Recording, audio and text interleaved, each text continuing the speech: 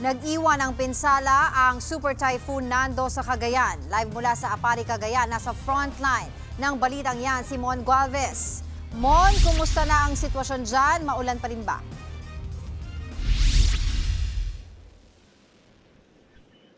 Yes, Angela, nakararanas pa rin ngayon dito sa Apari, Cagayan ng mga pag-ulan at malakas na hangin. Patuloy pa nga rin humahampas yung marataas na alon dito sa May Pampang. Pero mas mahina na ito kumpara kahapon kung saan mas ramdam talaga ang hagupit ng super bagyong Nando sa malaking bahagi ng Cagayan. Hindi nakaligtas ang bayan ng Apari sa pinangangambahang storm surge o daluyong ng bagyo kahapon. Sunod-sunod ang malalakas na hampas ng alon sa Pampang. Halos maabot na nga nito ang mga kabahayan malapit dito. Matapos ang malakas na ulan at hangin, nagkalat ang mga debris sa kalsada. At dahil sa pananalasa ng super bagyo, agad ipinag-utos ng lokal na pamahalaan ng Apari ang forced evacuation sa mga residenteng naninirahan malapit sa dagat at ilog. Kahit nga malakas ang ulan, pinilit ng mga rescuer na bitbitin at akayin ang mga inililikas.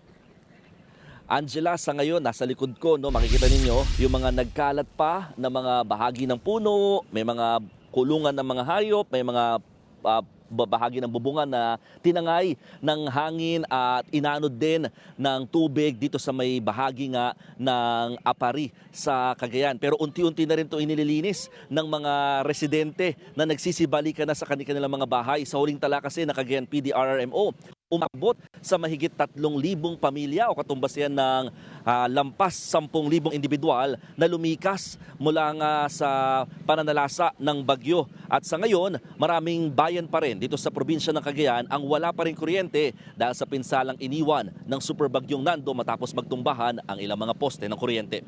Angela. Maraming salamat, Mon Gualvez.